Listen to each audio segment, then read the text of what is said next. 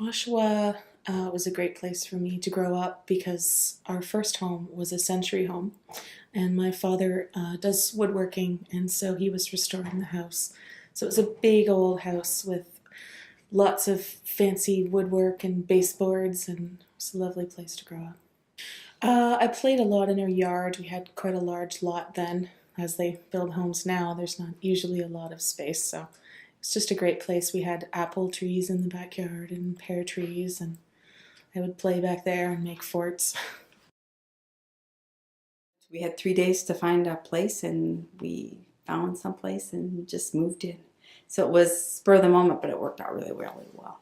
It's a townhouse on the ravine. It's not fancy and it's not large, but the back patio opens up to the natural area, and so you can't beat that. It's just wonderful to sit out in the back.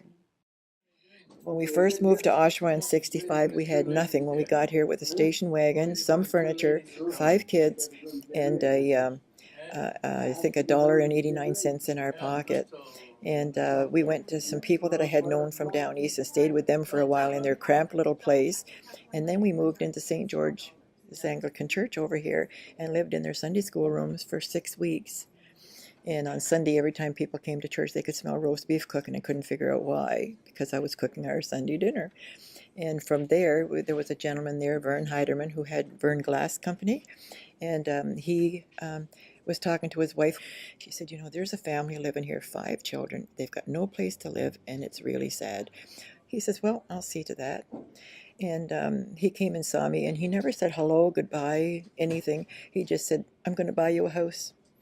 He said, in the meantime, he said, we have some big tents you can use, and I think it would be nice to spend the summer at Darlington with your family. And that's what we did. We went to Darlington. We stayed down there until the first part of September and moved into the house that he bought. 2 houses. We had a pick of the 2, and then we bought it from him on an agreement of purchase. And that's where we lived in the Cedardale area, which is south of here, south of the tracks. But we lived down there with our family for 9 years there. Then we bought a newer house. So I moved in there with a bunch of guys. It was fun. It was a bunch of friends I knew back in high school.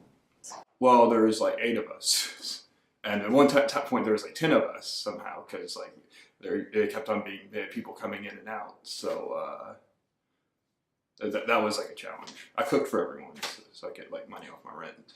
I don't know, like everyone there worked at the recycling plant, so they ate pretty much everything I cooked. Like it's a bunch of hungry guys. So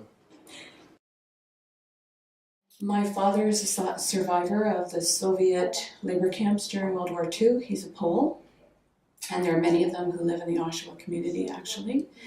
And my mother was English, and she trained as a nurse in England, and apparently there was no food or shoes in England, so she came to Canada for both, but landed here and found herself a husband. When he first came to Canada, he came on a labor contract in 1949, and that labor contract took him near London, and then eventually back to the Pickering area working as an agricultural laborer. And finally, he got wind of a established Polish community in Oshawa, and as many newcomers to Canada, he and his family decided, or sort of gravitated, if you will, to the Polish community, and they decided to settle here. And in fact, he was involved in many, many, many activities in establishing and building the Polish community from that time on. So for them, church, faith, community, history, culture, heritage were very important for their children. And so they established all of the things you could imagine for their children, such as scouting, dancing, cultural events. I attended Polish school. Our home was a very crowded, small bungalow off Harmony and the 401. And I was the eldest of the children my parents had, and at that time we only had 4 of us. My aunt also lived with us, with her daughter. My grandmother also lived with us, and an uncle lived with us for a time. And there were people coming and going. It was a very typical post-war immigrant family. It was a little place on Cadillac Avenue South, a post-war not raised by a floor and a half. There were 9 of us living there, my mom, my dad, 6 kids, and my uncle. All of the kids slept upstairs in one big common room, separated by the stairs, and my parents lived on the other side of the stairs. It was a beautiful place, only 1 bathroom for 9 people, so wonderful things happened. It was a great neighborhood, lots of kids, so it was a great house too. The first home and only home that I live in is with my husband. We bought it together before we were married, and it is a wonderful little place just up north.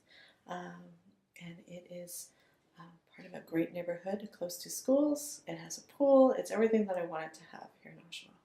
We had a very old barbecue when we moved in, and my husband wanted to create a nice celebratory barbecue.